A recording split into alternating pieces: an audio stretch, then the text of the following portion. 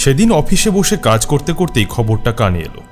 কাজের এত চাপ ছিল তখন ঠিক মন দিয়ে শুনতে পারিনি। সত্যি কথা বলতে কি তেমন করে খেয়ালও করিনি। কাজের সময় টিফিনের সময় এদিক ওদিক যেতে যেতেও খবরটা কানে এলো, কিন্তু তখনও ঠিক সেভাবে কোনো খেয়াল করিনি। তারপর আস্তে আস্তে সারাদিনের কাজের চাপে ভুলেই গিয়েছিলাম। আসলে সত্যি কথা বলতে কি বর্ষার সময় নিজের বাড়ির ছাদ উড়ে না গেলে মাথার উপর ছাদ হারানোর কষ্টটা বোঝা যায় না। বাড়ি ফেরার পথে যখন জামতলা হাই স্কুলের পাশ দিয়ে ফিরছিলাম তখন দেখলাম স্কুলের সামনে বেশ ভিড়।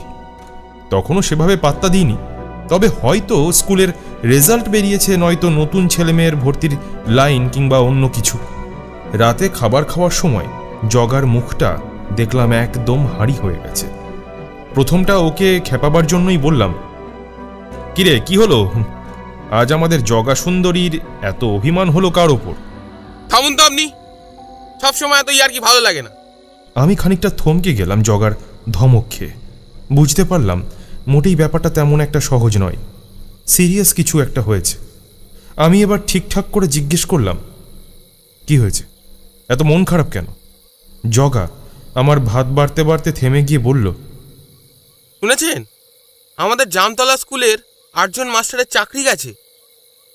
সত্যি এটা এতক্ষণ মাথায় আসেনি। সেই জন্যই তার মানে স্কুলের সামনে এত ভিড় ছিল। আজ সকালেই কোর্টের রায় বেরিয়েছে, বেশ কয়েকজন শিক্ষক তাদের চাকরি হারিয়েছে। নিয়োগ দুর্নীতিতে কারা অর্থের বিনিময়ে চাকরি পেয়েছে সে কথা শেষ পর্যন্ত জানা যায়নি, তাই আর কি। মহামান্য আদালত রায় দিয়েছেন সকলেরই চাকরি বাতিল। এহে, মস্ত ভুল হয়ে গেছে। বিডিও অফিসার হিসাবে তো আমার একটা দায়িত্ব আছে, স্কুলের শিক্ষকদের সাথে একবার কথা বলা উচিত ছিল। জগাকে বললাম, তুমি কিছু চিন্তা করো না, একটা কিছু ব্যবস্থা নিশ্চয়ই হবে। এরকম তো চলতে পারে না, তাই না? আমি সকালে মাস্টার মশাইদের সাথে কথা বলবো। পরদিন অফিস যাওয়ার আগেই একবার স্কুলে গিয়ে ঢুঁ মেরে এলাম। স্কুল মোটামুটি ফাঁকা। স্কুলের বাইরে কয়েকটা পোস্টার লাগানো আছে দেখলাম। শুনলাম মাস্টার মশাইরা নাকি সকলে গেছে স্থানীয় বিধায়কের অফিসে। সেটাই স্বাভাবিক, এত দূর থেকে এক্ষুনি তো আর কলকাতায় গিয়ে কারোর সাথে কথা বলা সম্ভব নয়। সেদিনও খুব একটা কিছু মাথা ঘামালাম না। আর আমার মাথা ঘামাবার মতো ঘটনাই বা কি ঘটেছে? কয়েকজন শিক্ষকের চাকরি গেছে, তাতে আমি করবোটাই বাকি। আদালতের সিদ্ধান্ত, তাতে আর কার কি করার আছে? আমি চলে গেলাম নিজের কাজে। সত্যি বলতে কি কাজের চাপে আর কোনো খবর নেওয়া হয়নি। এর মধ্যে একদিন কানে এলো ওই 8 জন মাস্টার নাকি কলকাতায় গেছে। আরেকদিন বিধায়ক মশাইয়ের বাড়ির কাছ দিয়ে যাওয়ার সময় দেখলাম বেশ ভিড় জমেছে। এইভাবেই চলছিল বেশ কিছুদিন। হঠাৎ সেদিন সকালে ঘুম থেকে উঠে সবে আড়মোড়া ভাঙছি, ব্রাশে মাজন লাগানো হয়নি তখনও। হঠাৎ দেখলাম জগা দৌড়ে এসে খবর দিল, শুনেছেন শুনেছেন কি হয়েছে? আমি মাথা নাড়লাম। নবারুণ মাস্টার আত্মহত্যা করেছে। কয়েকদিন আগের কি একটা অনুষ্ঠানের সময় আলাপ হয়েছিল নবারুণ মাস্টারের সাথে। স্কুলে এত মাস্টার, আজ এ বদলি হয়ে আসছে, কাল ও যাচ্ছে, এত নাম কি মনে থাকে? কিন্তু এই ভদ্রলোককে বেশ মনে রেখেছিলাম। অল্প পরিচয়তেই ভদ্রলোকের জ্ঞানের পরিচয় পেয়েছিলাম। আমার সাথে অনেকক্ষণ কথা হয়েছিল সেদিন। পরে আরেকদিন চোখের বালি উপন্যাসের বিনোদিনীকে নিয়ে কথা হবে এমন কথাও হয়েছিল। সেই লোকটা হঠাৎ কথা নেই বার্তা নেই আত্মহত্যা করল। কিন্তু কেন? নবারুণ মাস্টার আত্মহত্যা করেছেন, কিন্তু কেন? কেন আবার? ওই যে সেদিন বললাম আপনাদের মাস্টারদের চাকরি গেছে। নবারুণ মাস্টারের অবস্থা তো সবচেয়ে খারাপ ওদের মধ্যে। মা অসুস্থ, মাইনের টাকা তো মাস্টার বর্ধমানে তার মায়ের চিকিৎসার জন্যই সব পাঠিয়ে দিতে। নবারুণ মাস্টারের বউ সেলাই করে, তা এই গ্রামের কম বেশি সব বউ মানুষই সেলাই ফোড়াই জানে। সেলাইয়ের কাজ করে আর ক টাকা হাতে আছে, এরকম একটা সংসার কি আর চাকরি চলে গেলে চলতে পারে? নবারুণ মাস্টারের চাকরি গেছে, এই কথাটা মাথায় আসেনি। অযোগ্য বলে নবারুণ মাস্টারের চাকরি যাবে এটা কখনো ভাবতে পারিনি। জগা ঠোঁট উল্টে বলল, ওই দেখো, আপনাদের বললাম তো সেদিন বেশ কয়েকজন মাস্টারের চাকরি গেছে। বেশ কয়েকজন আর নবারুণ মাস্টারের মধ্যে তো পার্থক্য আছে। দিনের শুরুটা এতটা বাজেভাবে শুরু হলো, আর সবচেয়ে খারাপ লাগছে আমি কিছুই করতে পারলাম না। আমার ঠিক কি করার ছিল জানা নেই, তবে অন্তত পাশে তো দাঁড়ানো যেত। কিন্তু যা হওয়ার তা তো হয়েই গেছে। কাল মাঝরাতে ভদ্রলোক বাড়ির সামনে বেলগাছটার কাছে দড়ি বেঁধে ঝুলে পড়েছে। একটু আগে পুলিশ এসে বডিটা নামিয়ে নিয়েছে। মুখটা ভীষণ বিভৎস হয়ে গেছে। আমি আর বেশিক্ষণ ওই মুখের দিকে তাকাতে পারলাম না।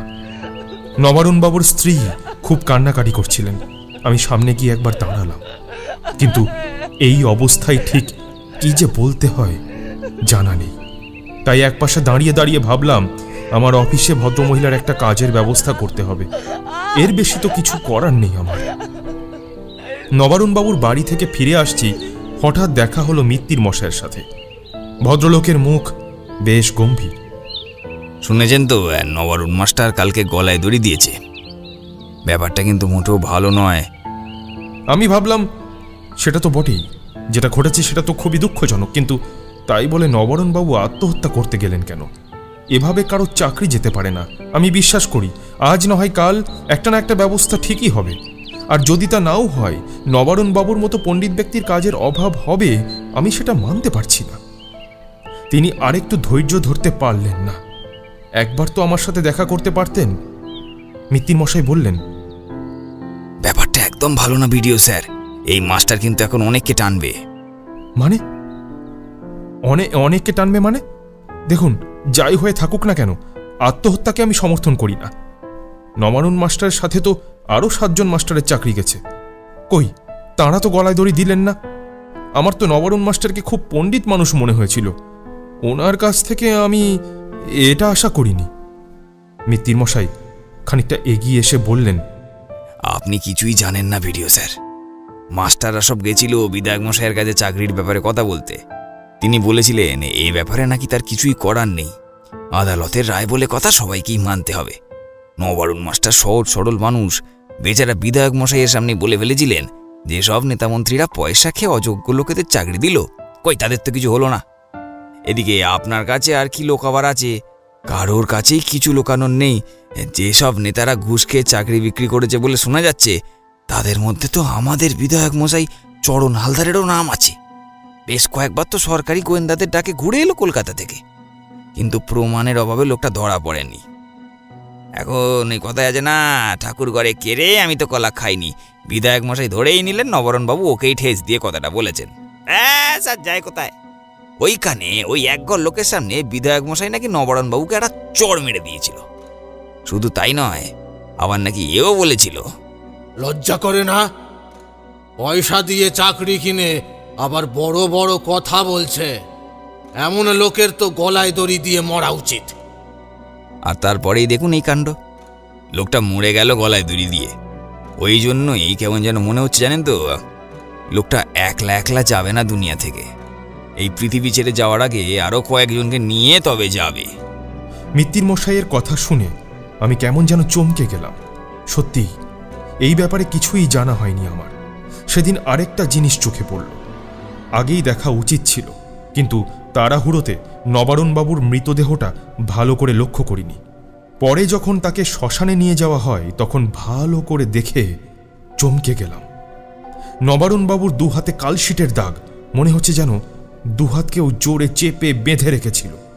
গলায় ফাঁস দিয়ে আত্মহত্যা করলে চোখ ঠিকরে বেরিয়ে আসে, জিভ বেরিয়ে আসে জানি, কিন্তু এমন বিভৎসভাবে মনে হচ্ছে যেন বাঁচার জন্য আপ্রাণ চেষ্টা করেছিল লোকটা। আমি থানার বড়বাবুর সাথে একবার কথা বললাম। লোকটা কি সত্যিই আত্মহত্যা করেছিল? বড়বাবু যেন এই প্রশ্নটা আমার থেকে আশা করেননি। কেন, আপনার কি মনে হচ্ছে? আমার আপনার মনে হওয়া আর না হওয়াতে তো কিছু আসে যায় না। পোস্টমর্টেম কি বলছে? বড়বাবু এদিক ওদিক চেয়ে কি যেন দেখলেন। খানিকক্ষণ চিন্তা করে পোস্টমর্টমের রিপোর্ট মনে করার চেষ্টা করে বললেন, হ্যাঁ ঠিক আছে তো, সব কোনো অসুবিধা নেই তো। উনি তো আত্মহত্যাই করেছেন। ভদ্রলোকের কথা শুনে মনে হলো না উনি সত্যি কথা বলছেন বলে। পরে একবার দেখতে হবে রিপোর্টটা। সেই ভোরবেলা লাশটা নিয়ে গিয়েছিলেন, ফেরত দিলেন বিকেল পার হয়ে সন্ধেবেলায়। এতক্ষণ যখন রেখেছেন তখন রিপোর্ট তো কিছু একটা বানিয়েছেন নিশ্চয়ই। নবারুণবাবুর স্ত্রীর সাথে কথা বললাম। নবারুণবাবু মানে যখন মানে এই কাণ্ডটা ঘটালেন, তখন আপনি কোথায় ছিলেন? মানে আপনি কিছু দেখেননি? ভদ্রমহিলা এখনো শোক থেকে উঠতে পারেননি। তিনি চোখের জল মুছতে মুছতে বললেন, আমি তো কয়েকদিনের জন্য বাপের বাড়ি ছিলাম হালি শহরে। পুলিশ এসে ফোন করায় আমি আসি এখানে। সন্দেহটা কেমন যেন আরো ঘোট পাকাতে লাগলো। নবারুণবাবু সত্যিই আত্মহত্যা করেছিলেন তো? শ্মশানের কাজকর্ম মিটে যাওয়ার পর আমি একবার গেলাম নবারুণবাবুর বাড়িতে। একটা ঘর আর একটা রান্নাঘর, বাড়ির বাইরে টিন দিয়ে ঘেরা এক ফালি জায়গা, বাথরুম, ছোট্ট এক ফালি জায়গা, আর বাড়ির সামনে সেই বেলগাছটা যে ডালে ঝুলন্ত অবস্থায় নবারুণবাবুর মৃতদেহটা পাওয়া গিয়েছিল, সেটা এখনো কেমন যেন ঝুলে রয়েছে মাটির দিকে। নবারুণবাবুর ঘরটা দেখলাম বেশ গোছানো, পরিপাটি। কেমন যেন সন্দেহ হলো আমার। একা একজন পুরুষ মানুষ বেশ কয়েকদিন ধরে ছিলেন এই ঘরে, তার উপর চাকরিটা এমন বিশ্রীভাবে চলে যাওয়ায় বেশ আপসেট ছিলেন নিশ্চয়ই। নিজেকে দিয়ে জানি আমাকে 7 দিন একা একটা ঘরের মধ্যে ফেলে রাখলে সেই ঘর আর বসবাসযোগ্য থাকবে না। তবু একবার নবারুণবাবুর স্ত্রীকে জিজ্ঞেস করলাম, হতেও পারে নবারুণবাবু হয়তো জিনিসপত্র গুছিয়ে রাখতে ভালোবাসতেন। নবারুণবাবু বুঝি পরিপাটি ছিলেন? আপনি এতদিন বাড়ি ছিলেন না, তবু সবকিছু কি সুন্দর গোছানো। ভদ্রমহিলা এতক্ষণ বোধহয় ব্যাপারটা খেয়াল করেননি। এখন আমার কথায় ঘরের চারিদিকে তাকিয়ে অবাক হয়ে বললেন, তাই তো, খেয়াল করিনি তো আগে। উনি তো কোনোদিন এত সুন্দর করে কিছু গুছিয়ে রাখেননি। ওই টেবিলের ওপর বইগুলো এত সুন্দর করে গোছানো। আমার যেন সন্দেহটা আরো বেশি করে পাকা হচ্ছে। মনে মনে ঠিকই করে নিয়েছিলাম কাল অফিস যাওয়ার আগে থানায় গিয়ে বড়বাবুর সাথে দেখা করব, কিন্তু শেষ পর্যন্ত আর থানায় যাওয়ার দরকার পড়ল না। কোয়ার্টারে ফিরে এসেই দেখলাম থানার বড়বাবু নিজেই বসে আছেন আমার ঘরে। আমি ভাবলাম নবারুণবাবুর মৃত্যু নিয়ে কিছু হয়তো বলবেন। তখন তো শ্মশানে এসব নিয়েই কথা হচ্ছিল। কিন্তু পুলিশবাবু আমাকে খানিকটা চমকে দিয়ে বললেন, কোথায় ছিলেন এতক্ষণ বিডিও স্যার? মানে? আমি খানিকটা অবাক হয়ে জিজ্ঞাসা করলাম, আমি কোথায় যাব না যাব সেটা তো আগে কখনো কাউকে বলিনি। বড়বাবু আমার কথাকে কোনো গুরুত্ব না দিয়ে সোজা আমার মুখোমুখি এসে দাঁড়ালেন। এতদিন তো যেখানে ইচ্ছে গেছেন, যা ইচ্ছে করেছেন, কিছু তো বলতে আসেনি স্যার। কিন্তু এবার একটু অন্যরকম ব্যাপার, কথাটা একটু কম বলুন। আর কয়েকটা দিন একটু ওই বাড়ি থেকে অফিস আর অফিস থেকে বাড়ির মধ্যেই ঘোরাঘুরি করুন। বেশি কথা বলবেন না, বেশি এদিক ওদিকও করবেন না। আপনি কি আমায় কোনো হুমকি দিচ্ছেন নাকি? এমনটা করবেন না, এর ফল কিন্তু খুব একটা ভালো হবে না। না না না না, ছি ছি ছি ছি, আপনি এখানকার বিডিও স্যার বলে কথা, আপনাকে কি আমি হুমকি দিতে পারি নাকি? তবে ওই আর কি, লোকে বলছিল নবারুণ মাস্টার গলায় দড়ি দিলে। গাঁয়েগঞ্জে লোকে বলে কেউ গলায় দড়ি দিয়ে মরলে একলা যায় না, অন্য অনেককে টেনে নিয়ে যায়। আপনার সাথে তো শুনলাম বেশ বন্ধুত্ব হয়েছিল, কি সব নাকি সাহিত্য আলোচনা করতেন। তাই বলছিলাম আর কি, একটু সাবধানে থাকবেন। রাত বিরেতে বেশি এদিক ওদিক করবেন না, শুধু বাড়ি থেকে অফিস আর অফিস থেকে বাড়ির মধ্যেই ঘোরাফেরা করবেন। বড়বাবু কথাটা ঘুরিয়ে দিলেও বেশ বুঝতে পারলাম লোকটা আমায় কি বলতে চাইল। কিন্তু উনি আমাকে চুপ করে বসে থাকতে বললেও তো আমি চুপ করে বসে থাকতে পারলাম না। তাই আমি ওই রাত্রেই মিত্তিরবাবুর বাড়ি হাজির হলাম। আইনি মতে আগে হয়তো বড়বাবুকেই চেপে ধরে এফআইআর করাতে হবে, তারপর তদন্ত সেভাবে না এগোলে কোর্টে যাওয়া। কিন্তু এইসব প্রত্যন্ত গ্রামে সকলের আগে মিত্তির মশাইরা আছে। গ্রামের মাথারা একবার সকলের সামনে দাঁড়িয়ে কিছু একটা বললে পুলিশ প্রশাসন কেউই খুব একটা এদিক ওদিক করতে পারে না। তার কারণ গ্রামের সহজ সরল মানুষগুলো শুধু এদেরই কথা শোনে। আর একবার এদের কথা শুনে দাঁড়িয়ে পড়লে বড়বাবু বা বিধায়ক মশাই কারোরই সাধ্য নেই এদেরকে আটকাবে। মিত্তির মশাই, আপনি তখন ঠিক কি বলতে চাইলেন আমি জানি না, তবে আমার মনে হচ্ছে নবারুণবাবু আত্মহত্যা করেননি, কেউ ওকে খুন করেছে। মিত্তির মশাই আমার দিকে তাকিয়ে বললেন, আমারও সেটা মনে হচ্ছিল, কিন্তু প্রমাণ ছাড়া তো কিছু প্রমাণ করা যাবে না। আর প্রমাণ খোঁজা যার কাজ, সেই বড়বাবুই তো প্রথম থেকে ব্যাপারটাকে আত্মহত্যা বলে লাফাচ্ছে। এখন তো শুধু একটাই উপায়। জয় বম তারক বম, জয় বম তারক বম। হঠাৎ অন্ধকারের মধ্যে এরকম বাজ খাই হুঙ্কারে আমরা দুজনেই চমকে গেলাম। তবে মিত্তির মশাই খুব তাড়াতাড়ি নিজেকে সামলে নিয়ে বললেন, এই ভেদু ভেদু এসে গেছে, আর চিন্তা নেই। ভেদু, আমি তো তোমার কথাই ভাবছিলাম সেই সকাল থেকে। যাক, তুমি যখন এসে গেছো তাহলে আর চিন্তা নেই। এদিককার খবর সব শুনেছো তো? আমি অবাক হয়ে বললাম, মিত্তির মশাই, কিন্তু ভেদু এখানে কি করবে? মানে এখনো তো ওই আপনাদের কথাই নবারুণবাবুর ভূত কাউকে টেনে নিয়ে যায়নি, তাহলে এখন ভেদুর কাজটা কি? মিত্তির মশাই হাসতে হাসতে বললেন, ওই দেখো, এখনো আমাদের ভেদুকে চিনতে আপনার অনেক বাকি আছে। ভেদু আত্মাকে কিছুক্ষণের জন্য ফিরিয়ে আনতে পারে। একবার যদি নবারুণবাবুকে ফিরিয়ে আনে আর তিনি নিজেই যদি বলে দেন যে আত্মহত্যা করেছিল নাকি সেটাতে অন্য কিছু হয়েছিল, তাহলে তো আর ভাবনাই নেই। আমি ভেদুর দিকে তাকালাম। ভেদুর এমন অনেক অলৌকিক গুণের পরিচয় আমি পেয়েছি, নিজের চোখে দেখেছি, তাই এসব তো আর অস্বীকার করতে পারি না। মনে মনে ভাবলাম, ভেদুর ডাকে নবারুণবাবু এসে যদি বলেন তাকে খুন করা হয়েছে, তাহলে হয়তো কোর্ট এসব কথা মানবে না, বড়বাবুও হম্বিতম্বি করবে। কিন্তু অন্তত গ্রামের লোককে তো একজোট করে বড়বাবুর সামনে দাঁড় করানো যাবে। আর কে বলতে পারে, আত্মা এসে কথা বলছে দেখে হয়তো যারা এই কাণ্ড ঘটিয়েছে তারা নিজেরাই সামনে এসে হুড় হুড় করে সব বলে দিতে শুরু করে দিল। আমি বললাম, তুমি পারবে ভেদু? ভেদু আকাশের দিকে তাকিয়ে কি যেন চিন্তা করল। কয়েকদিনের জন্য একটু তারকেশ্বর গিয়েছিলাম। আজ ফিরতেই কালুর মুখে শুনলাম এই কাণ্ড। হ্যাঁ, নবারুণবাবুর আত্মাকে ফিরিয়ে আনাই যায়। এমনিতে মৃত ব্যক্তির আত্মা 3 দিন তার বাড়ির আশেপাশে ঘোরাফেরা করে, আর অপঘাতে মরলে তো আরো অনেক বেশি সময় লাগে। এত সহজে তো মুক্তি হবে না। তাই হয়তো খুব সহজেই নবারুণ মাস্টারকে ফিরিয়ে আনা সম্ভব হবে, তবে তার জন্য আমার কিছু প্রস্তুতি লাগবে। আজ নয়, কাল রাতে ওই বেলগাছের নিচেই আমি মাস্টারের আত্মাকে ফিরিয়ে আনবো। এসব কথা চাপা থাকে না। হয়তো মিত্তির মশাই কাউকে বলে থাকবেন, কিংবা ভেদুই হয়তো তার প্রয়োজনীয় জিনিসপত্র আনতে গিয়ে কালু বা ফটিককে বলে থাকবে।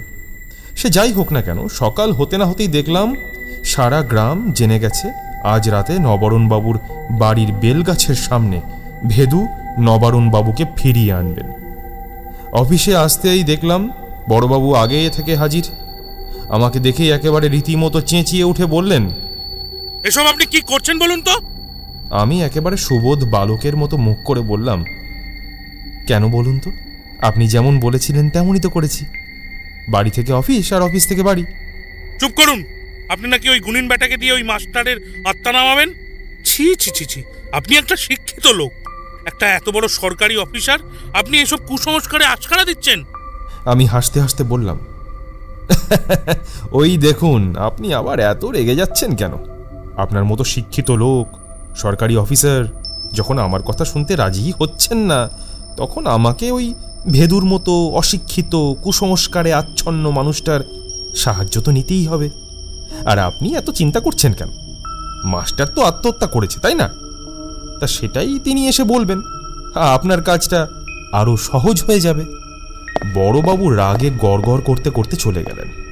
সারাটা দিন তেমন কোনো কাজই হলো না। মনের ভেতর কেমন যেন একটা হাঁকপাক করছিল।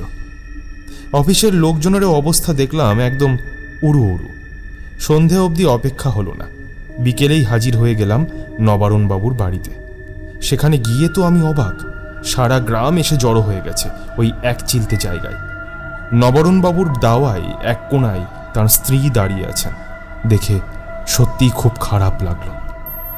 এরকম একটা ব্যাপার হয়তো উনি ঠিক মন থেকে মেনে নিতে পারছেন না। এসব আয়োজন করার আগে একবার ওর সাথে কথা বলার প্রয়োজন ছিল, কিন্তু আমার কাছে তো এত সময় ছিল না। নবারুণবাবুর সাথে সে রাতে ঠিক কি হয়েছিল সেটা তো আমাকে জানতেই হতো। চারদিকে তাকিয়ে দেখলাম ভেদু তখনও আসেনি। ওদিকে বড়বাবু এসে হাজির। ভদ্রলোক যেন বেশ ভয় পেয়ে রয়েছেন, বারবার রুমাল দিয়ে কপালের ঘাম মুছছেন। আমি আর নিজেকে আটকে রাখতে পারলাম না। আস্তে আস্তে এগিয়ে গেলাম ওর দিকে। কি হলো বড়বাবু, আপনিও তাহলে চলে এসেছেন বুজরুকি দেখতে? ভদ্রলোক ভাঙবেন তবু মচকাবেন না। আমাকে দেখে নিজের ভেতরের অস্থিরতা লুকিয়ে বেশ নাটক করে বললেন, আপনি চলে এসেছেন? তা আপনার ওই গুনিনের নাটক কখন শুরু হবে? আমিও চলে এলাম। ভেবে দেখলাম এই অজপাড়া গায়ে রিক্রিয়েশন বলে তো কিছু নেই, সন্ধ্যের পর টিভিও দেখা যায় না, অর্ধেক দিন লোডশেডিং, তাই মাঝে মাঝে এরকম কিছু হলে বেশ মজা হয়, বেশ একটা মনোরঞ্জন হয়, কি বলুন? হ্যাঁ, বড়বাবুর সাথে এরকম কথা হচ্ছে, এর মধ্যেই কানে এলো সেই চিরপরিচিত বাজখাই গলা। জয় বম তারক বম, জয় বম তারক বম। অমনি চারিদিক থেকে একটা গুঞ্জন শোনা গেল। ভেদু চারিদিকটা একবার ভালো করে দেখে নিয়ে সেই বেলগাছের নিচে আসন পেতে বসে পড়ল। বড়বাবু ঠোঁট বেঁকিয়ে একটা লম্বা নিঃশ্বাস নিয়ে বললেন, ওই শুরু হলো যত সব বুজরুকি। চারিদিক থেকে তখন তুমুল শোরগোল শুরু হয়ে গেছে। সকলের গুজগুজ ফিসফাস মোটামুটি একটা সমুদ্রের হুঙ্কারের মতো শোনাচ্ছে। এর মধ্যে যে ভেদু কি করে তার কাজ করবে কে জানে। অবশ্য ভেদু নিজের কাজ ঠিক গুছিয়ে নিতে জানে। আসনে বসে চোখ বন্ধ করেই সে একবার হুঙ্কার দিলে, একটু আস্তে, শান্ত পরিবেশ চাই আমার। আপনারা সকলে বরং নবারুণ বাবুর কথা স্মরণ করুন। সকলের মিলিত প্রয়াসে তিনি তাড়াতাড়ি আসবেন। সঙ্গে সঙ্গে চারিদিকটা আশ্চর্যভাবে শান্ত হয়ে গেল। সকলের কথা বলতে পারবো না, তবে আমি চোখ বন্ধ করে ভাবতে লাগলাম নবারুণ বাবুর কথা। এভাবে যে কতক্ষণ কেটে গেল কে জানে। হঠাৎ একটা অদ্ভুত আওয়াজ কানে এলো, মনে হচ্ছে কারো যেন দম বন্ধ হয়ে যাচ্ছে। আপ্রাণ চেষ্টায় কিছু গোঙানির মতো শব্দ বের হচ্ছে গলা দিয়ে।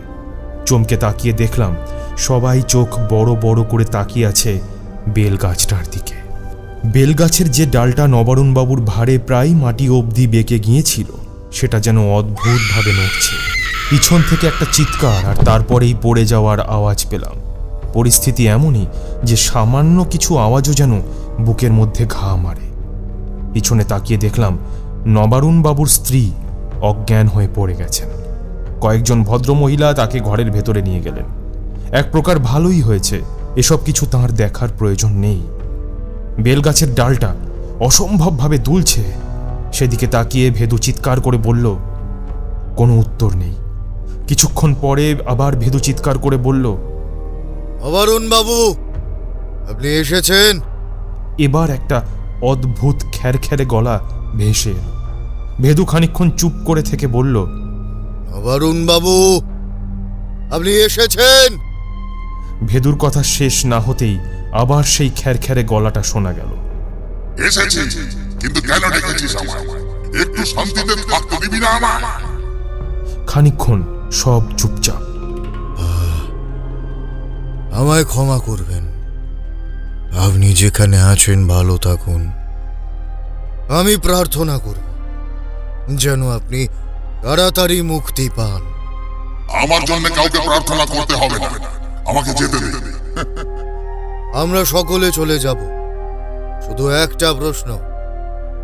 এখানে সবাই জানতে চায়, সেদিন কি আপনি নিজের ইচ্ছে গলায় দড়ি দিয়েছিলেন? আপনি কি আত্মহত্যা করেছিলেন নাকি সেদিন অন্য কিছু ঘটেছিল?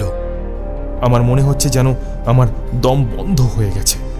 সকলেরই বোধহয় একই অবস্থা। এতগুলো মানুষ বসে আছে, অথচ গাছের পাতা নড়ার শব্দ কানে আসছে। ভেদু আবার জিজ্ঞাসা করল, নবারুণ বাবু, নবারুণ বাবু, আপনি কি সেদিন আত্মহত্যা করেছিলেন? হ্যাঁ হ্যাঁ, আমি আত্মহত্যা করেছি। নিজের ইচ্ছায় গলায় দড়ি দিয়েছেন। আমার চাকরি চলে গিয়েছে, আর কি করতে পারতাম আমি? আমি হেরে গেছি, আমি তাই নিজেকে শেষ করে দিয়েছি। এখন আমায় যেতে দে, আর বিরক্ত করিস না। ভেদু দু হাত মাথার উপর তুলে প্রণাম করে বলল, বেশ, আপনাকে বিদায়। আমার জন্য আপনার যে কষ্ট হলো তার জন্য আমি ক্ষমা চাইছি। আমি আপনার জন্য প্রার্থনা করব যাতে খুব তাড়াতাড়ি আপনার মুক্তি হয়। না, বললাম না, কোনো প্রার্থনার দরকার নেই। আমি চাই না, আমি মুক্তি চাই না। একটু বাদেই গাছের ডাল নড়া থেমে গেল। সবকিছু স্বাভাবিক। আবার চারিদিকের গুনগুন ফিসফাস সমুদ্রের হুঙ্কারের আকার নিল। সকলে আস্তে আস্তে চলে গেল যে যার বাড়ির দিকে। শুধু যেন আমি বসে রইলাম নবারুণ বাবুর বাড়ির দাওয়ায়। বড়বাবু হাসতে হাসতে এগিয়ে এলেন আমার দিকে। যাক, ভালোই হলো, কি বলেন? হ্যাঁ, আপনি শুধু শুধু ভেবে মরতেন। একদিক দিয়ে ভালোই হলো, মরাটা নিজেই এসে বলে গেল সে নিজের ইচ্ছায় মরেছে। ব্যাস, তাহলে তো আর কারো কোনো কথা থাকতে পারে না। যান বিডিও স্যার, শান্তিতে ঘুমান গিয়ে, যান।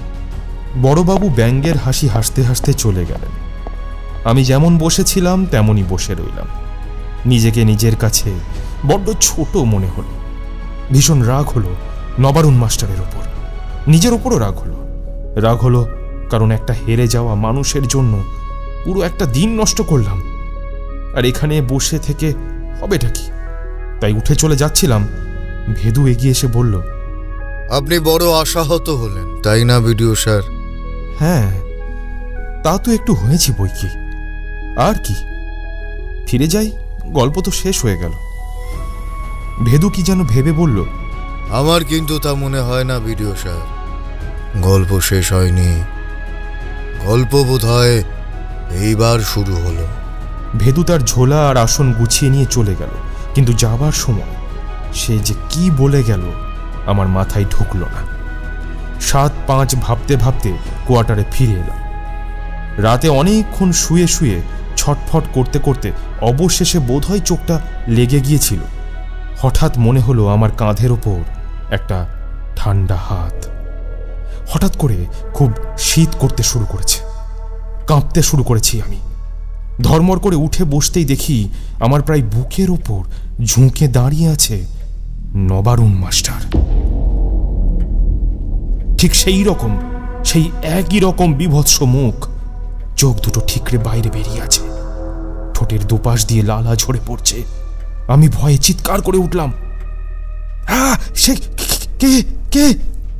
মিত্তির মশাই বলেছিলেন মাস্টার নাকি একা যাবে না, পৃথিবী ছেড়ে যাওয়ার আগে আরো কাউকে সঙ্গে করে নিয়ে যাবে।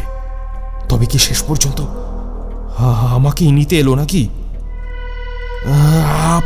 আপনি এখানে কেন এসেছেন? আমি আপনার কি ক্ষতি করলাম? মনে হলো নবারুণ বাবু যেন হেসে উঠলেন সামান্য, হয়তো আমাকে এভাবে ভয় পেতে দেখে ব্যঙ্গ করলেন। ভয় পাবেন না, আমি আপনার কোনো ক্ষতি করব না, শুধু একটা কথা বলতে এলাম। বেলগাছ তলায় যেমন একটা খ্যারখ্যারে গলা শুনেছিলাম, ঠিক তেমনই একটা গলা। আপনি ঠিকই ধরেছেন, আমি আত্মহত্যা করিনি, আমাকে ওরা মেরে ফেলেছে। তাহলে ওই বেলগাছ তলায়? মিথ্যে বলেছি, মিথ্যে। না হলে যে বড্ড সহজ শাস্তি হতো ওদের, কিংবা হয়তো কোনো শাস্তি হতো না। তৈরি থাকুন ভিডিও স্যার, তৈরি থাকুন।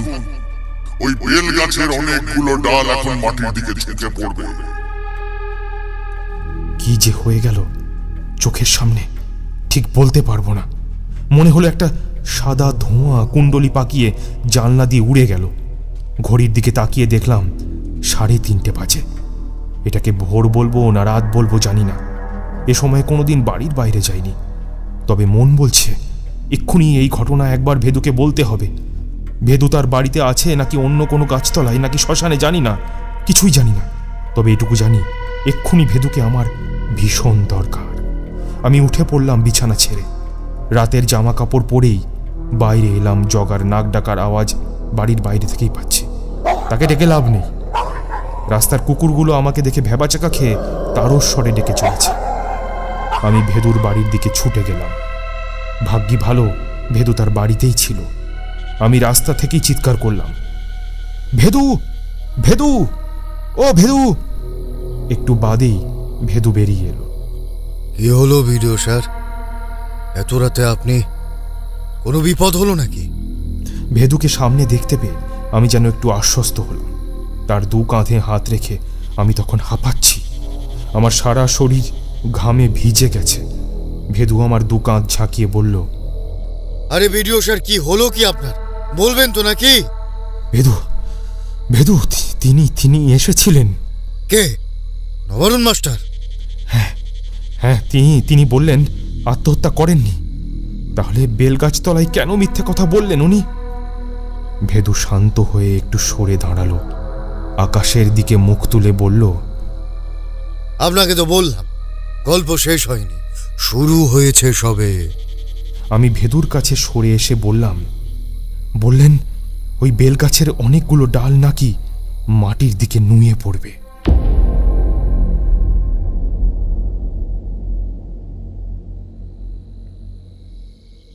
সন্ধ্যে থেকেই চরণ হালদার পায়চারি করে যাচ্ছেন। একান্ত অনুগত দুজন ভৃত্য জগাই আর মাধাই ছাড়া বাকিদের ছুটি করিয়ে দিয়েছেন।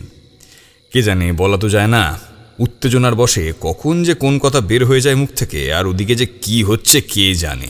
নবারুণ মাস্টারের মুখ থেকে ওই কথাটা শোনার পরে নিজেকে আর সামলাতে পারেননি, চড় মেরে বসেছিলেন, আর তারপর থেকেই ভয় হচ্ছিল। লোকটার সাথে নাকি বিডিও স্যারের বন্ধুত্ব ছিল। কে জানে, যদি গিয়ে একবার নালিশ করে দেয় তবে বিপদ আছে।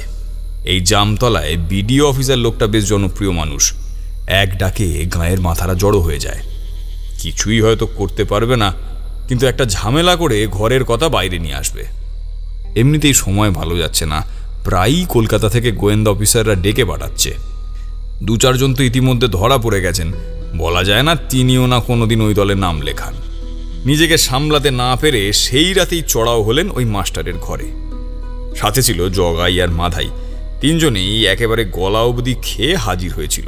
মাথা ঠিক ছিল না, প্রথমে একটু ধাক্কাধুক্কি, একটু মারপিট, তারপর কখন যে একেবারে গলা টিপে ধরলেন নিজেই সেটা খেয়াল করতে পারেননি।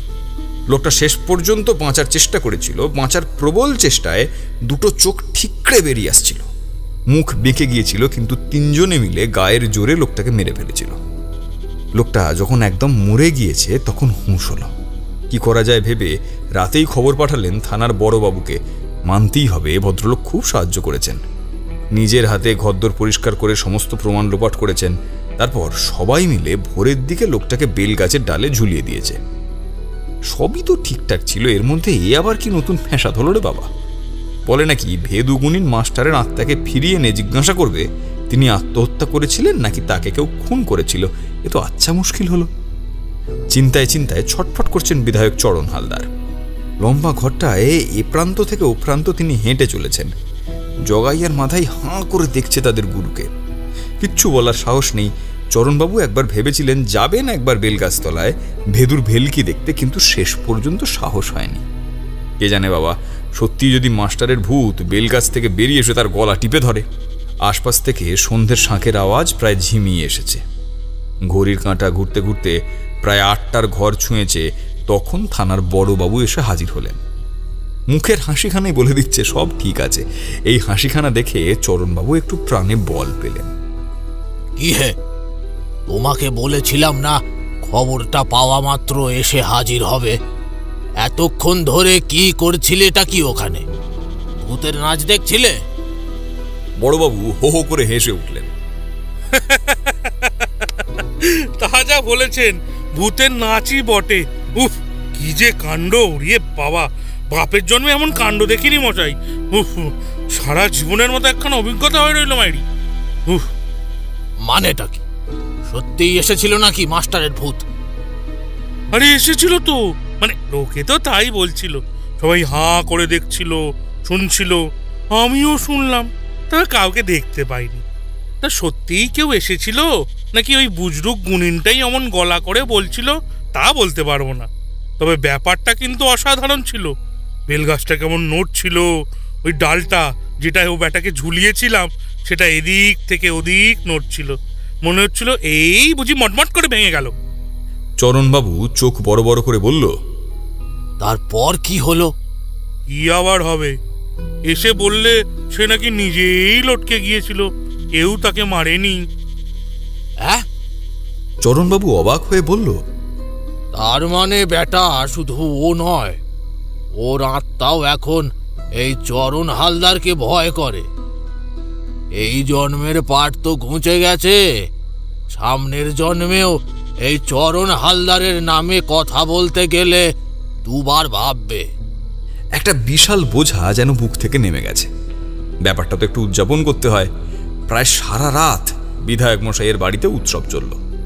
জগাই মাদাই থাকতে কোনো কিছুর অভাব হয় না। কোথা থেকে কয়েক ঘন্টার মধ্যে কুসুমকে হাজির করে একেবারে নাচ গানের আসর বসিয়ে দিল। বড়বাবু জানলা দিয়ে গলা বের করে দেখলে এখনো আকাশের চাঁদটাকে দেখা যাচ্ছে, কিন্তু ভোর হতে আর বেশি বাকি নেই। এই চরণবাবু যে কি করে না, একেবারে সারা রাত ধরে ফুর্তি করালেন, খাওয়া পিনার কোনো অভাব রাখেননি। এদিকে সকাল হলেই তো আবার থানায় যাওয়ার তোড়জোড় করতে হবে। এখন গ্রামের অবস্থা খুব একটা ভালো নয়।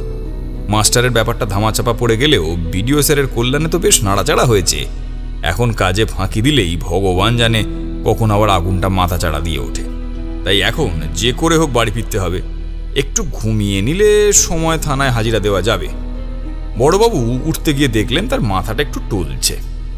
চরণবাবু বললেন, আরে মশাই, যাচ্ছেন কোথায়? আজ বরং এখানেই থেকে যান। কি আর এমন রাত হয়েছে, এখনো তো আরো কয়েকটা বোতল খোলাই হয়নি। বড়বাবু হেসে বললেন, বাবা, ওগুলো আপনি খান, আমি এখন বাড়ি চললাম। চরণবাবু তখনও কি যেন বলতে যাচ্ছিলেন, বড়বাবুর আর কানে এলো না কথাগুলো। তিনি নিজেকে সামলাতে সামলাতে বাড়ির বাইরে এলেন। আজ যেন রাতটা একটু বেশি অন্ধকার লাগছে। আকাশে চাঁদ আছে, অথচ চাঁদের আলো যেন রাস্তায় পড়ছে না। তবে সেসব দিকে কোনো খেয়াল নেই বড়বাবুর। তিনি হোঁচট খেতে খেতে চলেছেন। হঠাৎ মনে হলো কে যেন হাত রাখলো তার কাঁধে, ভীষণ ঠান্ডা একটা হাত, শরীরের ভেতর পর্যন্ত ঠান্ডা হয়ে যায় এমন একটা হাত। বড়বাবু চমকে উঠে বললেন,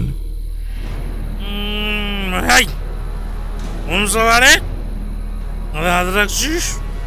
জানিস না আমি থানার বড়বাবু? একেবারে ভেতরে চালান করে দেবো। বড়বাবু নিজেই এক নাগাড়ে বলে গেলেন, কিন্তু পিছন থেকে কোনো উত্তর এলো না। অথচ কাঁধের উপর হাতটা যেন ক্রমশ চিপে বসে যাচ্ছে।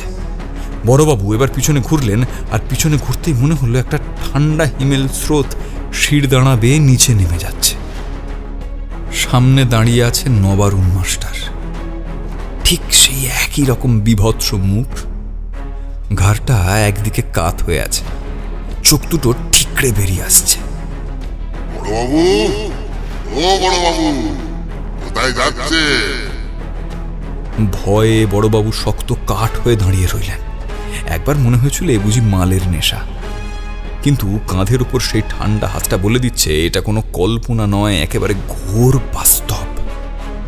বড়বাবু নবারুণ মাস্টারের হাত ছাড়িয়ে পালানোর চেষ্টা করলেন, কিন্তু কোথায় পালাবেন তিনি? ওই হাত ছাড়াবার ক্ষমতা যে তার নেই।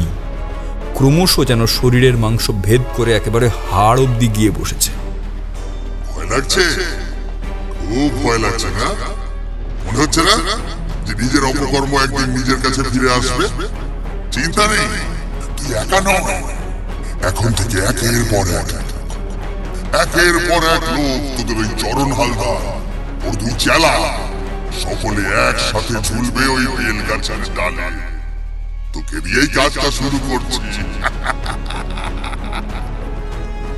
নবারুণ মাস্টার দু হাত দিয়ে বড়বাবুর গলাটা চেপে ধরল। বড়বাবুর পা দুটো শূন্যে ছটফট করছে, চোখ দুটো ঠিকরে বেরিয়ে আসছে। নবারুণ মাস্টার বলে উঠল, কি ভাবছিস? কি ভাবছিস?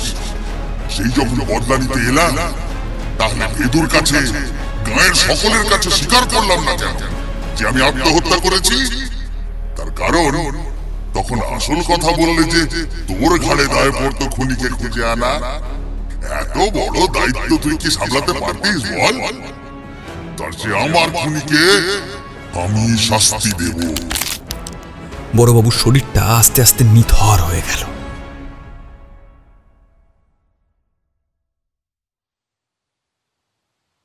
সেদিন ভোরে জামতলার মানুষ চমকে দেখল নবারুণ মাস্টারের বাড়ির সামনের বেলগাছটাই থানার বড়বাবু ঠান্ডা হয়ে যাওয়া শরীরটা ঝুলছে। যে ডালটাই নবারুণ মাস্টার ঝুলেছিলেন, ঠিক তার পাশের ডালটাই। নবারুণ মাস্টারের সময় সন্দেহ ছিল, কিন্তু এবার আর কোনো সন্দেহ নেই। পরিষ্কার বোঝা যাচ্ছে এটা আত্মহত্যা নয়। কাঁধের থেকে কে যেন খুবলে খানিকটা মাংস খেয়ে নিয়েছে। সারা শরীরে ধুলো মাটি মাখা। পরিষ্কার বোঝা যাচ্ছে অনেকটা রাস্তা তাকে টেনে হিঁচড়ে আনা হয়েছে। মিত্তির মশাই বড়বাবুর এমন অবস্থা দেখে ভেদুকে বললেন, এই কি হলো বলো তো ভেদু? মাস্টার তো বললো সে নিজের ইচ্ছে মরেছে, তাহলে এ আবার কি? আমি তাকালাম ভেদুর দিকে। এমন যে একটা কিছু হবে সেটা ভেদুও জানে আর আমিও জানি। আমি বললাম, ভেদু, এটা আটকানো যাবে না। যারা খুন করেছে তাদের শাস্তি হোক, কিন্তু এভাবে নয়। একটা লোকের সাথে অন্যায় হয়েছে, তাকে খুন করা হয়েছে, সেই খুনের কিনারা করতে তাকেই আবার ফিরে আসতে হবে।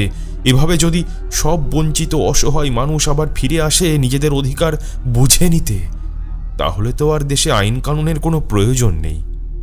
না ভেদু, এটা হতে দিলে চলবে না। মাস্টারকে আটকাতেই হবে ভেদু।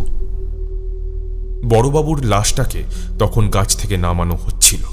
ভাগ্যি ভালো, আগের দিনে ওই মাস্টারের ভূত নামানো কাণ্ডের পরেই নবারুণ মাস্টারের স্ত্রী হালি শহরে ফিরে গেছে, নয়তো তাঁর ওপর হয়তো দোষ পড়ত।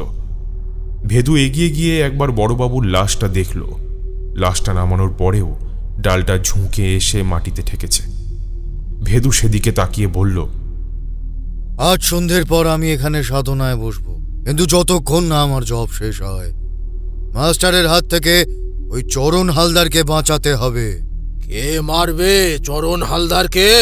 হ্যাঁ, এসব কথার মাঝখানে কখন যে বিধায়ক মশাই এখানে এসে হাজির হয়েছিলেন সেটা আমি বা ভেদু আমরা কেউই ঠিক খেয়াল করতে পারিনি।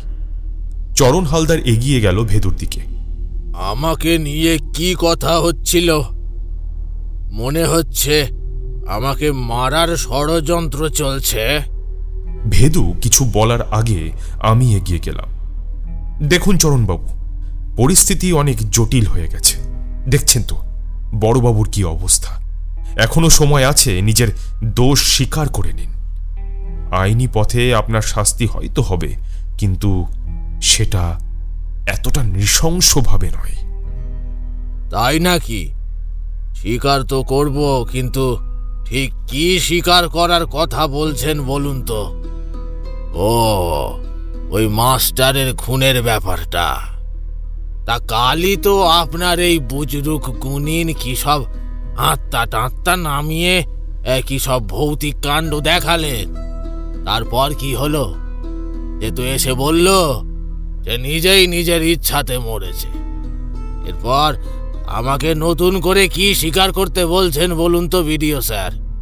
এবার ভেদু এগিয়ে এসে বলল, সেটা যে ভুল ছিল সেটা তো বড়বাবুর এই প্রাণহীন দেহটাই বলে দিচ্ছে। ও তাই নাকি? আজকাল তবে তারাও মিথ্যে কথা বলছে। হ্যাঁ, তাই তো দেখছি। মানুষ আজকাল এতটা মিথ্যে কথা বলছে যে সেই মিথ্যের মুখোশ খোলার জন্য আজকাল আত্মারাও মিথ্যে কথা বলছে। সে যাই হোক, আজকের রাতটা আপনার জন্য খুব ভয়ঙ্কর। যদি প্রাণে বাঁচতে চান তাহলে সকলের সামনে নিজের দোষ স্বীকার করুন। চরণ হালদার চিৎকার করে ভেদুকে ধাক্কা দিয়ে মাটিতে ফেলে দিলেন।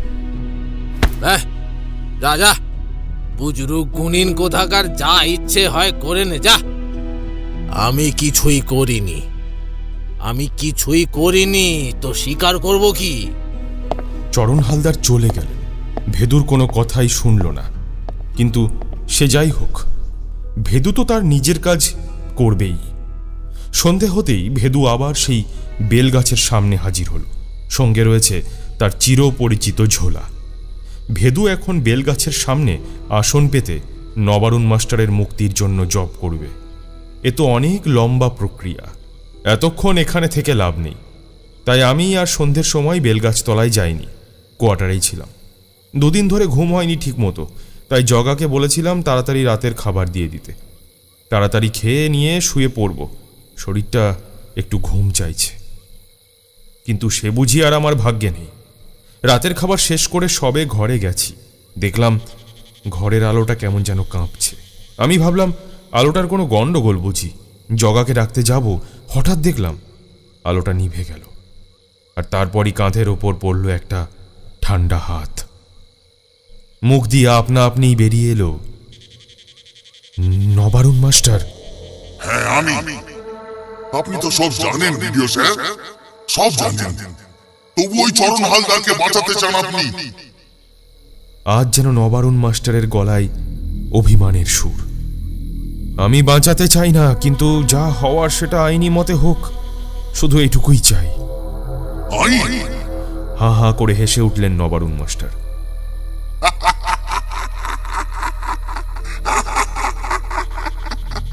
কোন আইনের কথা বলছেন বলুন তো? কোন আইনের কথা বলছেন? যে আইন আমার চাকরি কেড়ে নিয়েছিল সেই আইন? ভুল তো সবারই হয়। আপনি একজন শিক্ষিত মানুষ। আমার বিশ্বাস খুব তাড়াতাড়ি যারা যোগ্য তারা তাদের চাকরি ফিরে পাবে, আর দেরিতে হলেও ওই চরণ হালদার ঠিক শাস্তি পাবে। যদি লোকটা নিজে থেকে স্বীকার করতে না চায়, তাহলে আমি আবার নতুন করে তদন্ত করাবো। সকলে তো ওই বড়বাবু নয়, সৎ পুলিশ অফিসারও আছেন অনেকে, কিন্তু তাই বলে এভাবে শাস্তি দেবেন না। ভেদু বলে, এত প্রতিহিংসা মনের মধ্যে থাকলে মানুষের মুক্তি হয় না। কি যে বলছেন না আপনি ভিডিও স্যার? আপনার ওই আইনের খাতায় কতজনের নাম লেখা আছে বলুন তো, যারা এখনো ন্যায় পায়নি, এখনো তারা অতৃপ্ত হয়ে ঘুরছে। কিন্তু আমার তো অত ধৈর্য নেই ভিডিও স্যার। আমি নিজেরটা নিজেই বুঝে নেব। আপনার ভেদুকে ওই সব জব টপ করতে বারণ করুন। আগে আমি আমার কাজ শেষ করি, তারপর আমি আমার মুক্তির চিন্তা করব। তারপর আমি নবারুণ মাস্টারকে আরো কিছু বলতে গিয়েছিলাম, কিন্তু ততক্ষণে দেখলাম চারিদিকটা অদ্ভুত শান্ত হয়ে গেছে। আমার কাঁধের ওপরে সেই ঠান্ডা হাতের স্পর্শও আর নেই। একটু বাদেই ঘরের আলোটাও জ্বলে উঠল। মন বলছে আজ ওই চরণ হালদারের সাথে কিছু একটা হবে। আমি আর অপেক্ষা করলাম না, তখনই গাড়ি নিয়ে বেরিয়ে পড়লাম। পিছন থেকে জগার চিৎকার কানে এলো, ওই দেখুন, এই রাতে আবার কোথায় যাচ্ছেন? এই তো বললেন তাড়াতাড়ি শুয়ে পড়বেন। আমি হাজির হলাম চরণ হালদারের বাড়ি। বাইরের দরজাটা খোলা ছিল। বাইরে থেকেই দেখা যাচ্ছে মস্ত গদিওয়ালা সোফার ওপর গা এলিয়ে শুয়ে আছেন চরণ হালদার, আর জগাই মাধাই তার পা টিপছে। আমি কোনো রকম ভনিতা ছাড়াই ঘরে ঢুকে বললাম, চরণবাবু, আপনার কিন্তু খুব বিপদ, এখনো সময় আছে। আপনি নিজের দোষ স্বীকার করুন। চরণবাবু বোধহয় এই সময় আমাকে ঠিক আশা করেননি। তিনি অত্যন্ত বিরক্ত হয়ে বললেন, ওই দেখুন কি কাণ্ড! আপনি একেবারে আমার বাড়ি অবধি চলে এলেন, আবার সেই এক পাঁচালি আউড়ে যাচ্ছেন দেখছি আমার বিপদ। হ্যাঁ, বলি কি বিপদ আবার হলো আমার? আমি তো আমার কোনো বিপদ দেখতে পাচ্ছি না। আমি একটু আগে ঘটে যাওয়া ঘটনাটা বলতে গেলাম, কিন্তু তার আগেই চরণবাবু চেঁচিয়ে উঠলেন, এই জগাই মাথায়, এই সন্ধ্যের পর না আমার এসব প্যান্ট ভালো লাগে না। ওই লোকটাকে ঘাড় ধাক্কা দিয়ে বের করে দে, যা। জগাই মাধাই চরণবাবুর বহুদিনের পোষা গুন্ডা। এদের দুজনকে জামতলার মানুষ খুব ভালো করে চেনে। এদের এক কথা দুবার বলতে হয় না। চরণ হালদার একবার বলা মাত্র লোক দুটো আমার দিকে এগিয়ে এলো, কিন্তু শেষ পর্যন্ত আমার কাছে পৌঁছতে পারল না। তার আগেই কে যেন ওদের দুগালে দুটো চড় মারল। দুজনে ছিটকে পড়ল দুদিকে। আস্তে আস্তে এবার নবারুণ মাস্টারের সেই ভয়ঙ্কর শরীর প্রকাশ পেল। এই লোকগুলোর কাছে আপনি আশা করেছিলেন এরা নাকি সব দোষ স্বীকার করবে, এরা আমাকে ন্যায় দেবে? এরা? চরণ হালদার ততক্ষণে উঠে বসেছে। জগাই আর মাধাই যেখানে ছিটকে পড়েছিল সেখান থেকে উঠে ছুটে পালাতে গেল। আমি চরণ হালদারকে বললাম, এবার তো সবকিছু নিজের চোখে দেখলেন, এবার অন্তত স্বীকার করুন। কিন্তু ভদ্রলোক বোধহয় এতটাই অবাক হয়ে গেছেন যে কোনো কথা বলতেই পারছেন না। হাঁ করে তাকিয়ে আছেন নবারুণ মাস্টারের প্রেতের দিকে। জগাই আর মাধাই কোনো মতে কিছু দূর বোধহয় পালাতে পেরেছিল, কিন্তু নবারুণ মাস্টার ঝাঁপিয়ে পড়লেন ওদের উপরে। শেষ করে দেব তোদের সকলকে, শেষ করে দেব আমি, শেষ করে দেব। মাস্টার ওদের দুজনকেই টানতে টানতে নিয়ে চলেছেন রাস্তা দিয়ে। কোথায় নিয়ে যাচ্ছেন সেটা বোধহয় আন্দাজ করতে পারছি। নবারুণ মাস্টারকে আটকানোর রাস্তা আমার জানা নেই। যার জানা আছে এখন একমাত্র সেই ভরসা। আমি আর এখানে সময় নষ্ট না করে গাড়ি চালিয়ে চলে গেলাম বেলগাছতলায়। সেখানে ভেদু চোখ বন্ধ করে এক মনে জপ করে যাচ্ছে। ভেদু, নবারুণ মাস্টার জগাই আর মাধাইকে নিয়ে এখানেই আসছে, ও কাউকে ছাড়বে না। ভেদু প্লিজ, প্লিজ তুমি কিছু করো। ভেদু কিছু বলল না, শুধু চোখ খুলে আমার দিকে তাকালো। আমি জানি ভেদু এখন কোনো কথা বলবে না। এখন কথা বললে ভেদুর জপের সূত্র ছিঁড়ে যাবে, আবার নতুন করে জপ শুরু করতে হবে তাকে। একটু বাদেই নবারুণ মাস্টারের গলা পেলাম, তার সাথে পরিত্রাহী চিৎকার জগাই আর মাধাইয়ের। এতক্ষণ ধরে ওদের রাস্তায় ছেঁচড়াতে ছেঁচড়াতে নিয়ে আসা হয়েছে, হাত পা ছড়ে গেছে। তবে সে ব্যথার চেয়েও বেশি ভয় বোধহয় সামনের এমন এক অশরীরীকে দেখার। নিজেদের পাপকে নিজেদের চোখের সামনে দেখলে বোধহয় এমনই অবস্থা হয়। এদেরকে বাঁচাতে পারবি না, আমি সকলকে শেষ করে দেব, সকলকে।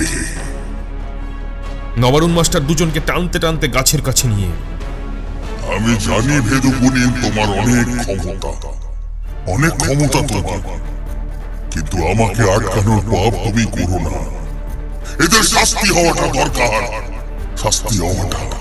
আমি কথা দিচ্ছি আমি আর অন্য কারো ক্ষতি করবো না। আমার কাজ শেষ হলে আমি চলে যাব, কিন্তু আমার কাজে বাধা দিলে কাউকে ছাড়ব না। নবারুণ মাস্টার দু হাত দিয়ে চেপে আছে জগাই মাধাইয়ের গলা। দুজনে শ্বাস নিতে পারছে না ভালো করে, কিন্তু তবু যেটুকু ক্ষমতা আছে তার মধ্যেই চিৎকার করে বলল, ভুল হয়ে গেছে, আমাদের ছেড়ে দাও। ভুল হয়ে গেছে তাই না? নবারুণ মাস্টার আরো চেপে ধরল জগাই মাধাইয়ের গলা। আমি ছুটে গেলাম ভেদুর কাছে। ভেদু, একটা কিছু করো, চোখের সামনে দুটো মানুষ এভাবে মরে যাবে নাকি? মানলাম ওরা অন্যায় করেছে, কিন্তু তাই বলে এভাবে চোখের সামনে ওদের মরতে দেখেও কিছু করব না। ভেদু মুখে কিছু বলল না, শুধু এক মুঠো ধুলো পোড়া ছুঁড়ে দিল নবারুণ মাস্টারের দিকে। নবারুণ মাস্টার ব্যথায় চিৎকার করে ছেড়ে দিল দুজনের হাত। হয়তো ভেদুর জব আবার নতুন করে শুরু হবে, কিন্তু এই মুহূর্তে আর কোনো উপায় নেই। ভেদু তার আসন ছেড়ে উঠে দাঁড়িয়ে বলল, এই পৃথিবীতে এমন কেউ নেই যে কোনো পাপ করেনি। ওরাও করেছে, খুব ঘৃণ্য কাজ করেছে, কিন্তু আপনাকে তো মাস্টার কেউ দায়িত্ব দেয়নি ওদের শাস্তি দেওয়ার। ওদের শাস্তি দেওয়ার জন্য পুলিশ আছে, দেশের আইন আছে, আর যদি একান্ত তারা শাস্তি দিতে ব্যর্থ হয় তবে ওপরওয়ালা আছে। আপনি বিশ্বাস রাখুন, এই জীবনের হিসাব নিকাশ এই জীবনেই সম্পূর্ণ শেষ হয়। ওরা ওদের কর্মের ফল ঠিক ভোগ করে এই পৃথিবী থেকে যাবে। নবারুণ মাস্টার একটু একটু করে এগিয়ে আসতে লাগলো ভেদুর দিকে। এদেশের পুলিশের ওপর, আইনের ওপর আমার কোনো ভরসা নেই। আইনের রক্ষক কিভাবে সুন্দর করে একটা খুনকে আত্মহত্যা বলে সাজাতে পারে সেটা আমি নিজের চোখে দেখেছি। তাই ওদের ওপর আমার কোনো ভরসা নেই। আর ওপরওয়ালার কথা বলছো, তার অনেক কাজ। এত বড় পৃথিবীটা চালাতে চালাতে তিনি হিমশিম খাচ্ছেন। তাই তো একের পর এক এমন পাষণ্ড তৈরি হচ্ছে, পাষণ্ড। তাই এদের কারোর ওপর আমার কোনো ভরসা নেই। আমি নিজেই নিজের বদলা নেব, নিজেই। কথাগুলো বলতে বলতেই নবারুণ মাস্টার কখন যে ভেদুর একেবারে কাছে এসে পৌঁছেছে খেয়াল হয়নি। ভেদু যখন উঠে দাঁড়িয়েছিল তখন তার ঝোলাটা মাটিতেই পড়েছিল। নবারুণ মাস্টার চোখের নিমেষে ঝোলাটা ছিনিয়ে নিল। এই ঝোলার মধ্যে তোর সব অস্ত্র লোকানো আছে তাই না? এটা তো এখন আমার কাছে, এবারে তুই আমাকে কি করে আটকাবি? নবারুণ মাস্টার ভেদুর ঝোলাটা একেবারে ছুঁড়ে ফেলে দিল বেল গাছের দিকে। সেটা প্রায় উড়ে গিয়ে পড়ল একেবারে মগ ডালের দিকে। এবারে কি করবি বল, তুই এবার কি করবি? আমি বলেছিলাম এই লোকগুলো ছাড়া আর কোনো কারো ক্ষতি করব না, কিন্তু তোরা ইচ্ছে করে আমার রাস্তা আটকাচ্ছিস, আমার কাজ আমাকে করতে দিচ্ছিস না, তাই আর আমার কোনো উপায় নেই। নবারুণ মাস্টার কথা শেষ করেই এবার আমার দিকে ঝাঁপিয়ে পড়লেন। আমি জানি ভিডিও স্যার, আমি জানি আপনি আমার জন্য অনেক চিন্তা করেন। আপনি প্রথম বুঝেছিলেন যে আমি আত্মহত্যা করিনি, আমার সাথে অন্যায় হয়েছে, কিন্তু আমার যে কিছু করার নেই। এতবার বলার পরেও যে আমাকে কিছুতেই আমার কাজটা করতে দিচ্ছ না তুমি, তাহলে এবার তুমি প্রস্তুত হও। আগে তোমাকে মারবো, তারপর এই শয়তানগুলোকে। নবারুণ মাস্টার আমার গলা টিপে ধরেছে। তার ওই ঠান্ডা দুটো হাত আমার গলার মাংস ভেদ করে হাড় অবধি চলে গেছে। দম আটকে আসছে আমার। ভেদু চিৎকার করে বলল, মাস্টার, এ তুমি কি করছো? ভিডিও স্যারকে কেন মারছো? কেন মারছি তুই জানিস না? তোর জন্য, তোর জন্য। তুই তোর এসব টপ জব ছেড়ে এখান থেকে যা, তাহলে আমিও ছেড়ে দেবো তোর ভিডিও স্যারকে। ভেদু দু হাত মাথার উপর তুলে বলল, বেশ ঠিক আছে, আমি কিছু করব না। ছেড়ে দাও ভিডিও স্যারকে। নবারুণ মাস্টার এক নিমেষে আমাকে ছেড়ে দিল। চলে যা, চলে যা। আর যদি এখানে দাঁড়িয়ে দেখার ইচ্ছে হয় তো দেখ আমি কি করে মারি। নবারুণ মাস্টার এবার আমাকে আর ভেদুকে ছেড়ে দিয়ে জগাই আর মাধাইয়ের কাছে এগিয়ে গেল। ওরা এতক্ষণ ছাড়া থাকলেও পালাতে পারেনি। ওদের শরীরের সব শক্তি যেন শেষ হয়ে গেছে। নবারুণ মাস্টার ওদের টানতে টানতে আবার বেল গাছের দিকে নিয়ে যেতে লাগলো। আমি ভেদুর দিকে তাকালাম। কিছু বলার শক্তি তখন আমার নেই, শুধুই ফ্যাল ফ্যাল করে চেয়ে রইলাম ভেদুর দিকে। ভেদু এবার নিজের হাতের দিকে তাকালো। হাতে জড়ানো আছে তার সেই বিখ্যাত রুদ্রাক্ষ। যখন ভেদুর সব শক্তি ব্যর্থ হয়ে যায়, ভেদু তখন তার এই রুদ্রাক্ষ জড়ানো হাত দিয়েই অনেক অশরীরীকে শায়েস্তা করেছে। ভেদু ছুটে গিয়ে সেই হাত দিয়ে স্পর্শ করল নবারুণ মাস্টারকে। নবারুণ মাস্টার ওই জগাই মাথাইকে মাটিতে ফেলে দিয়ে চিৎকার করতে লাগলেন, তুই কথা দিয়েছিলি চলে যাবি এখান থেকে। দুটো মানুষকে এইভাবে মরতে দেখেও চলে যেতে পারবো না আমি। ভেদু নবারুণ মাস্টারের শরীরে রুদ্রাক্ষ জড়িয়ে রেখে জপ করতে শুরু করলো। আস্তে আস্তে মাস্টারের চারিদিকে কেমন যেন একটা নীল বলয় তৈরি হলো।